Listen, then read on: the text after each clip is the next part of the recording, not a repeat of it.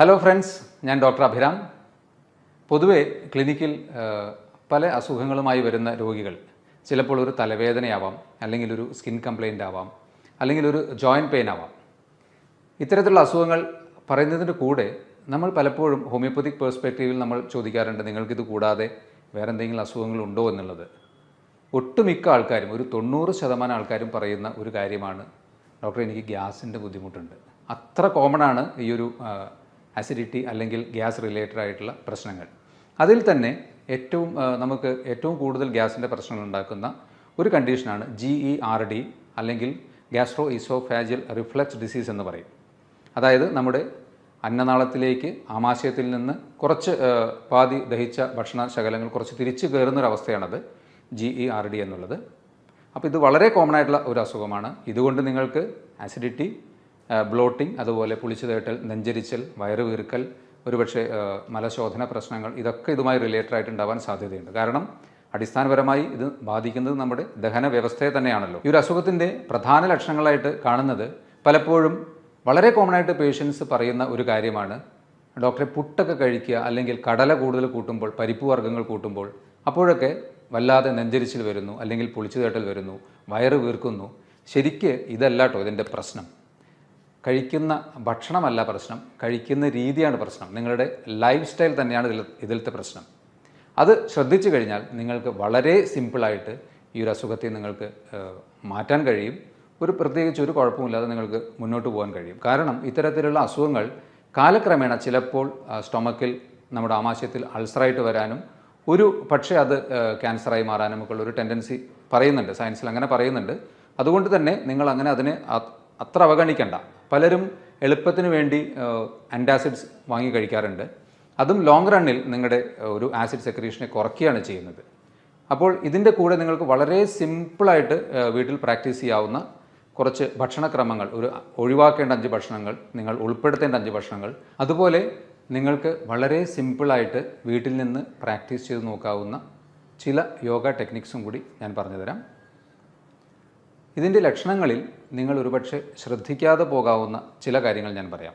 ഒന്ന്, ഒരു ഡ്രൈ കഫാണ്. ചുമ എന്ന് പറയുമ്പോൾ നമ്മൾ കൂടുതലായി ആലോചിക്കുക ശ്വാസകോശ സംബന്ധമായ പ്രശ്നമെന്നുള്ളതാണ്. എന്നാൽ നല്ല രീതിയിൽ അസിഡിറ്റി അല്ലെങ്കിൽ GERD എന്നൊരവസ്ഥയുണ്ടെങ്കിൽ തീർച്ചയായും നിങ്ങൾക്ക് പലപ്പോഴും ഡ്രൈ കഫ് ഉണ്ടാവാൻ സാധ്യതയുണ്ട്. അതുപോലെ തന്നെ തൊണ്ടയിൽ എന്തെങ്കിലും തടഞ്ഞു നിൽക്കുന്ന പോലത്തെ ഒരു ഫീലിംഗ്, ഒരു വെള്ളം ഇറക്കുമ്പോഴോ അല്ലെങ്കിൽ ഇവിടെ മേലോട്ട് എന്തെങ്കിലും ഒരു തള്ളി വരുന്ന പോലത്തെ ഒരു ഫീലിംഗ്, ഇതെല്ലാം ഈ ഒരു GERDയുമായിട്ട് ബന്ധപ്പെട്ട് അല്ലെങ്കിൽ എക്സ്ട്രാ അസിഡിറ്റിയുമായി ബന്ധപ്പെട്ട് സംഭവിക്കാൻ സാധ്യതയുണ്ട്.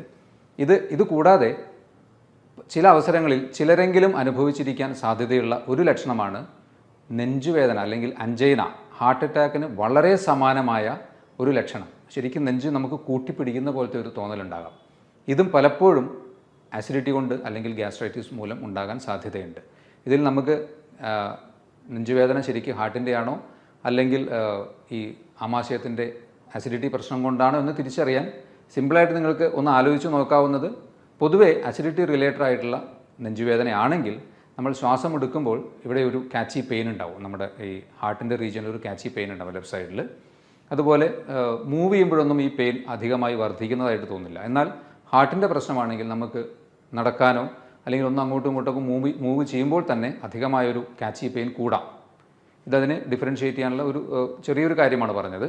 അതിനെ മാത്രം ഡിപ്പെൻഡ് ചെയ്യരുത്, പെട്ടെന്ന് നമുക്ക് അങ്ങനെ ആലോചിച്ച് നോക്കാവുന്നതാണ്. ഇതിൻ്റെ ഈ GERD അല്ലെങ്കിൽ ജനറൽ ആയിട്ടുള്ള ഗ്യാസ്ട്രൈറ്റിസോ അല്ലെങ്കിൽ അസിഡിറ്റിയുടെയോ കാരണങ്ങൾ നമ്മൾ നോക്കുകയാണെങ്കിൽ പ്രധാനമായി 3 കാര്യങ്ങളാണ് പറയാനുള്ളത്. ഒന്ന്, പുവർ ക്ലിയറൻസ്, അതായത് നമ്മുടെ ആമാശയത്തിൽ നിന്ന് ദഹിച്ച ഭക്ഷണങ്ങൾ ചെറുകുടലിൻ്റെ ഭാഗത്തേക്ക് മൂവ് ചെയ്യുന്നതിനുള്ള കാലതാമസം. ശരിക്ക് ഭക്ഷണം കഴിച്ച് 2 മുതൽ 4 മണിക്കൂറിനുള്ളിൽ ആമാശയത്തിൽ നിന്ന് ഒരു 90% ഭക്ഷണവും അടുത്ത ഏരിയയിലേക്ക്, ചെറുകുടലിൻ്റെ ഭാഗത്തേക്ക് മൂവ് ചെയ്തിട്ടുണ്ടാവും. ആദ്യത്തെ ഒരു 2 മണിക്കൂർ കഴിഞ്ഞാൽ 60% കൂടുതൽ അത് എംപ്റ്റി ആയിട്ടുണ്ടാവും.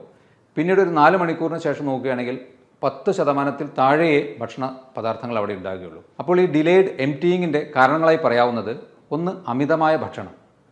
നമ്മുടെ മനസ്സ് പറയുന്നു പോരാ, പക്ഷേ ശരീരത്തിന് ഓൾറെഡി അത് മതിയായി കഴിഞ്ഞു.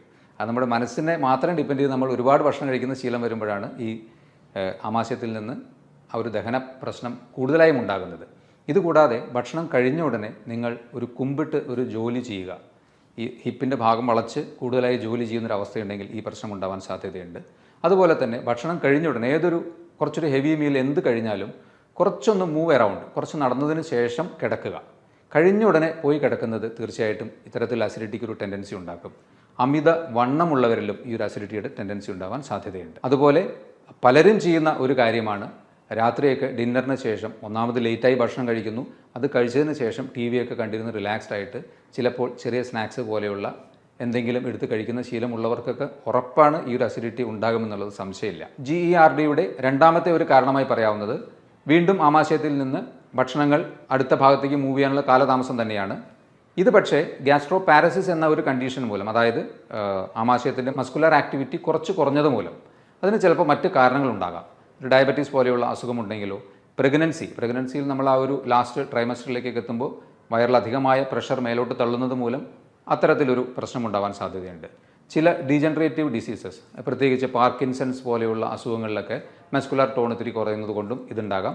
ഹൈപ്പോതൈറോയിഡിസം, തൈറോയിഡ് ഫംഗ്ഷൻ്റെ ഒരു ഡിലേഡ് ആയിട്ടുള്ള അല്ലെങ്കിൽ കുറച്ച് കുറഞ്ഞ ആക്ടിവിറ്റി കാരണം, ശരിക്കും പറഞ്ഞാൽ നമ്മുടെ ബവൽസിനെ അല്ലെങ്കിൽ കുടലിനെയൊക്കെ നിയന്ത്രിക്കുന്ന ഒരു പ്രധാന ഹോർമോണാണ് തൈറോയ്ഡ് ഹോർമോൺ. അതിൻ്റെ ഡെഫിഷ്യൻസി ഒരു കാരണമാവാം. അല്ലെങ്കിൽ ചില കാര്യമായ മെഡിസിൻസ് കഴിക്കുന്നവർ, ആൻറ്റി ഡിപ്രസൻസ് പോലെ കഴിക്കുന്നവരിലൊക്കെ ഈ ഒരു കാലതാമസം സ്റ്റൊമക്കിൽ നിന്ന് അടുത്ത ഭാഗത്തേക്ക് മൂവ് ചെയ്യാൻ ഉണ്ടാകാം. മൂന്നാമത്തെ കാരണമായി പറയാവുന്നത് ആമാശയത്തിൽ അധികമായ ആസിഡ് പ്രൊഡക്ഷൻ. അതിൽ സംശയമേ വേണ്ട, ഏറ്റവും പ്രധാനപ്പെട്ട കാരണം നമ്മുടെ ഭക്ഷണം തന്നെയാണ്. 5 ഭക്ഷണക്രമങ്ങൾ നിങ്ങൾ പറ്റുമെങ്കിൽ പൂർണ്ണമായി ഒഴിവാക്കുക. അതുപോലെ 5 നല്ല ഭക്ഷണങ്ങൾ ഉൾപ്പെടുത്തുക. അതിൽ ഒഴിവാക്കേണ്ട ഭക്ഷണങ്ങളിൽ ആദ്യത്തേത് ഫാറ്റി ഫുഡാണ്. അതിൽ വെജിറ്റബിൾ ഫാറ്റായാലും നോൺ വെജിറ്റേറിയൻ ഫാറ്റായാലും പ്രത്യേകിച്ച് ഫ്രൈഡ് ആയിട്ടുള്ള ചിക്കൻ, ബീഫ്, പോർക്ക്, ഫിഷ് ഇതെല്ലാം മാക്സിമം ഒഴിവാക്കുക. ചീസ്, ബട്ടർ അല്ലെങ്കിൽ അധികമായ നെയ്യ് ഇത്തരത്തിലുള്ളതും മാക്സിമം ഒഴിവാക്കുക. വറുത്തതും പൊരിച്ചതുമായിട്ടുള്ള പുറമേ നിന്ന് വാങ്ങിക്കുന്ന ജങ്ക് ഫുഡ് പോലത്തെ കംപ്ലീറ്റ് ഒഴിവാക്കുക. സിമ്പിളായിട്ട് പറഞ്ഞു കഴിഞ്ഞാൽ ഫ്രൈഡ് ഐറ്റംസും അധികമായ ഫാറ്റും മാക്സിമം ഒഴിവാക്കുക. രണ്ടാമത്തെ ഭക്ഷണം ഒഴിവാക്കേണ്ടത് കഫീൻ ഉൾപ്പെട്ടത്, അതിൽ ചായയും കാപ്പിയും മാക്സിമം ഒഴിവാക്കുക. വളരെ അത്യാവശ്യം നിങ്ങൾ കുടിച്ച് അത്ര ശീലം ഉള്ള ഒരു വ്യക്തിയാണെങ്കിൽ ഒഴിവാക്കാൻ ശ്രമിച്ചിട്ട് പറ്റുന്നില്ലെങ്കിൽ മാത്രം 1 or 2 ചായ കുടിക്കുക.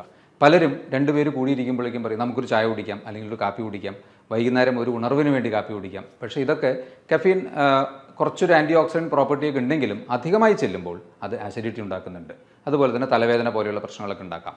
ശരിക്കും പറഞ്ഞാൽ ഡീകാഫിനേഷൻ എന്ന ഒരു മെത്തേഡിൽ അധികമായി കാപ്പി കുടിച്ചിരുന്ന വ്യക്തികളിൽ നിന്ന് അത് ഒഴിവാക്കി ഒരു പരീക്ഷണം നടത്തിയപ്പോൾ ആസിഡിറ്റി നല്ലതുപോലെ കുറഞ്ഞതായിട്ടാണ് കണ്ടിട്ടുള്ളത്. അടുത്തതായി നിങ്ങൾ ഒഴിവാക്കേണ്ടത് ചോക്ലേറ്റ്സ് ആണ്. ഈ ചോക്ലേറ്റ്സിലുള്ള മീഥൈൽ സാന്തിൻ എന്ന ഒരു കോമ്പൗണ്ട് അന്നനാളത്തിൻ്റെ താഴെയുള്ള ഭാഗത്തെ മസിൽസിനെ റിലാക്സ്ഡ് ആക്കുന്നു. ശരിക്കും പറഞ്ഞാൽ അന്നനാളത്തിന് ഒരു 1 way ഓപ്പണിംഗ് ആണ്. താഴോട്ട് നമ്മൾ ഭക്ഷണം കഴിച്ചാൽ അത് തുറക്കുന്നു, വികസിക്കുന്നു, ഭക്ഷണം ആമാശയത്തിലെത്തുന്നു, അത് ക്ലോസ് ആവുന്നു. പക്ഷേ ഇവിടെ ഈ ഒരു ചോക്ലേറ്റ്സിൻ്റെ അമിതമായ ഉപയോഗം അതിനെ റിലാക്സ്ഡ് ആക്കി കുറച്ച് ഭക്ഷണം തിരിച്ചു കയറുന്ന ഒരു ടെൻഡൻസി ഉണ്ടാക്കുന്നുണ്ട്. അപ്പോൾ ചോക്ലേറ്റ്സ് നിങ്ങൾ കംപ്ലീറ്റ് ഒഴിവാക്കുക. അഡിക്ഷൻസിൽ ആൽക്കഹോളും സ്മോക്കിങ്ങും മാക്സിമം ഒഴിവാക്കുക. കംപ്ലീറ്റ് ഒഴിവാക്കുക എന്നുള്ളത് തന്നെയാണ് എൻ്റെ സജഷൻ. പ്രത്യേകിച്ച് അസിഡിറ്റി നിങ്ങൾക്ക് ഉള്ളൊരു വ്യക്തിയാണെങ്കിൽ ഒന്നും ആലോചിക്കാനില്ല, അത് രണ്ടും ഒഴിവാക്കുക. ഇതിനും ഇതേപോലെ ഒരു ലോവർ ഈസോഫാജിൽ അന്നനാളത്തിൻ്റെ താഴെയുള്ള ഭാഗത്ത് റിലാക്സ് ചെയ്യിക്കുന്ന ഒരു ടെൻഡൻസിയാണ്. അഞ്ചാമത്തേത് സിട്രസ് ഫ്രൂട്ട്സ് ആണ്, അതായത് പുളിരസം കൂടുതലുള്ള ഭക്ഷണങ്ങൾ. അതിൽ തീർച്ചയായും ഒരു അസിഡിക് ടെൻഡൻസി കൂടുതലുണ്ടാകുമല്ലോ. നാരങ്ങ, ഓറഞ്ചൊക്കെ പൊതുവേ നല്ലതാണെങ്കിലും അധികമായി കഴിക്കുന്നത് അസിഡിറ്റി ഉണ്ടാക്കാനുള്ള സാധ്യതയുണ്ട്. അതുകൊണ്ട് തന്നെ അസിഡിറ്റി കൂടുതലുള്ളവർ അത്തരത്തിൽ കൂടുതൽ പുളിരസമുള്ള ഭക്ഷണങ്ങൾ മാക്സിമം ഒഴിവാക്കുക. ഈ 5 കാര്യങ്ങൾ നിങ്ങൾ നിർബന്ധമായിട്ടും നല്ലൊരു അസിഡിറ്റിയും അത് മാറണമെന്ന് ആഗ്രഹിക്കുന്ന ഒരു വ്യക്തിയുമാണെങ്കിൽ ഒഴിവാക്കണമെന്നാണ് എൻ്റെ സജഷൻ. ഇനി 5 ഭക്ഷണങ്ങൾ നിങ്ങൾ ഉൾപ്പെടുത്തേണ്ടതിൽ ഒന്നാമത്തേത് ജിഞ്ചർ അഥവാ ഇഞ്ചിയാണ്. ഇഞ്ചിക്ക് മോർ ഓഫ് ഒരു ആൽക്കലൈൻ പ്രോപ്പർട്ടിയാണ്. അപ്പോൾ നിങ്ങൾക്ക് ഇഞ്ചി നല്ല അസിഡിറ്റിയുള്ള സമയത്ത് ചെറിയ കഷ്ണം കടിച്ച് ചവച്ചിറക്കുന്നതുകൊണ്ട് കുഴപ്പമില്ല. ജിഞ്ചർ ഉൾപ്പെട്ട ചെറിയ ലൈറ്റായിട്ടുള്ള ചായ കുടിക്കുന്നതുകൊണ്ട് കുഴപ്പമില്ല. അല്ലെങ്കിൽ 1-2 സ്പൂൺ ഇഞ്ചി നീരെടുത്ത് അതിൽ കുറച്ച് തേനൊക്കെ ചേർത്ത് കഴിക്കുന്നതും തീർച്ചയായിട്ടും അസിഡിറ്റി കുറയ്ക്കാൻ നന്നായിരിക്കും.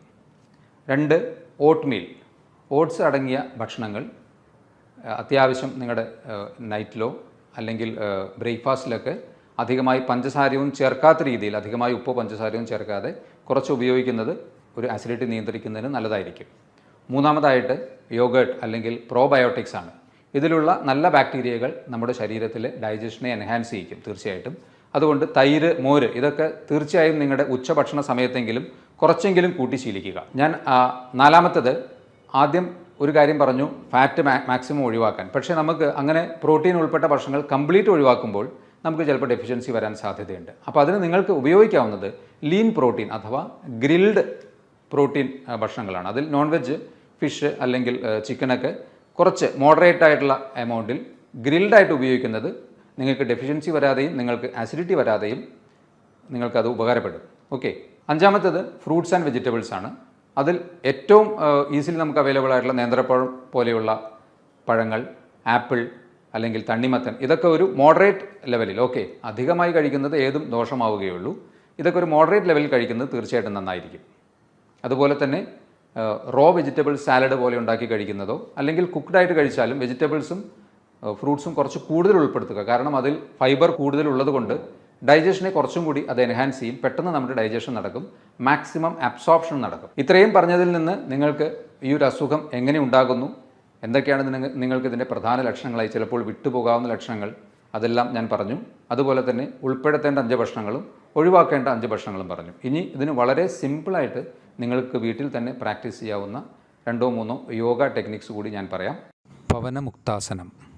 വലത്തെ കാൽ മുട്ടുമടക്കി സാവധാനം ശ്വാസമെടുത്ത് നെഞ്ചിനോട് ചേർത്ത് വെച്ച് 3-4 ശ്വാസമെടുത്തതിന് ശേഷം സാവധാനം ശ്വാസം പുറത്തേക്ക് വിട്ടുകൊണ്ട് പൂർവ്വസ്ഥിതിയിലാക്കുക.